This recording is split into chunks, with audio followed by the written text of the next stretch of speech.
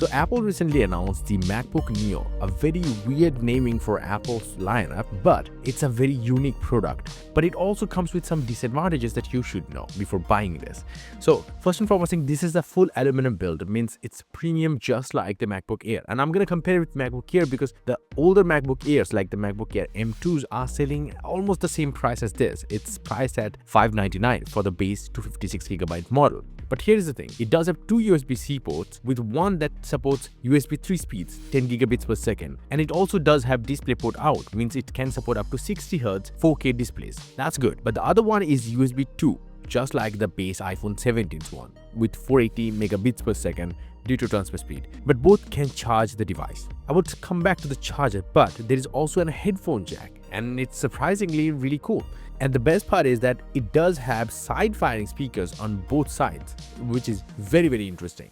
Now, the next thing is the 13-inch display. It's 13-inch display compared to the MacBook Air's one, which has 13.6-inch displays, because that has slightly more thinner bezels and this has slightly thicker bezels, but it doesn't have a notch. But it does house the 1080p camera. But the display brightness is similar to the MacBook Air, 500 nits. So unlike the MacBook Pros, which has well over 1000 nits peak brightness, this doesn't have it. But at the same time, it doesn't have True Tone, as it doesn't have the ambient light sensor. So if you're expecting the True Tone thing, no, that doesn't work.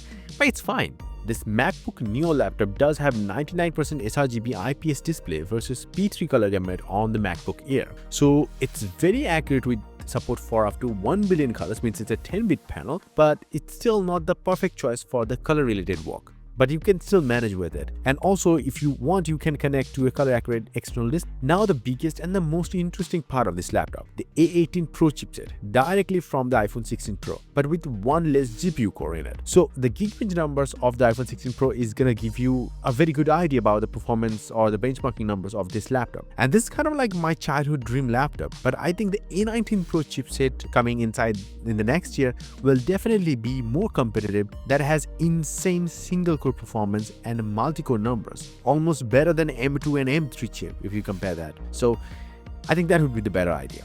But it does have Bluetooth 6 support and it does have Wi-Fi 6E support. Now, in terms of other things, the MacBook Air gestures works just as perfectly, but this is a mechanical trackpad, so you have to press physically compared to the haptic ones that are on the MacBook Air or the MacBook Pros. But the keyboard is the same Magic Keyboard as the MacBook Air, but it is not a backlit keyboard, so it doesn't have a light in it, which is kind of disappointing. Maybe they will rectify this in the next version of it next year, but right now it doesn't have one. But the keyboard has tinted colors, just like the color options on this model. Like the blue one has bluish keyboard, and the lime green one has the lime green one. They're calling it citrus green.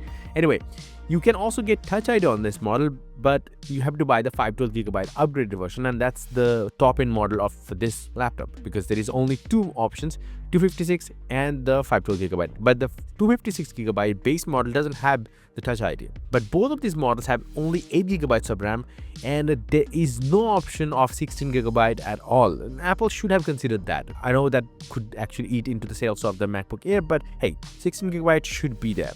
Maybe next year. But at this price, MacBook Air M2, if you look at, that offers 16GB of RAM and 256GB of base storage. Now, there is a 1080p camera, as I said. It's inside the bezel, so it's very well integrated, but it doesn't have a center stage. So center stage might arrive next version. Again, that's a small little upgrade for the next year. Now, the battery, it's where things are tricky. It says that 16 hours of claimed battery life, which is almost as good as the MacBook Air in terms of 18 hours battery life claimed on it. But the battery size is way smaller compared to the Air model, the past even. So 36.5 watt-hour battery compared to 53.8 watt-hour battery on the MacBook Air M4 13-inch model. So similar size device, but much bigger battery. So in real life scenario, the battery life will definitely be different, but it's still better than the iPads though. But it also does charge on the iPhone's 20-watt USB-C adapters, which also comes inside the box. That's pretty interesting. It does have Apple Intelligence if you're thinking, and that works just the way Apple Intelligence works, and it weighs around 2.7 pounds or 1.23 kilograms, and that's probably it. It's a lightweight laptop. It's a fantastic thing. It's very unique for sure, but I think the first version isn't well worth it. Maybe next year with A19 Pro chipset and a few more upgrades, it will be well worth it. But I really like this laptop. Let me know about your thoughts in the comment section below. Are you thinking of upgrading from Windows to this one, or you want to buy this just to check out? What are you thinking? And yes, if you want, you can get some crazy cool wallpapers up on my website, a link down below. Until the next one, bye and take care.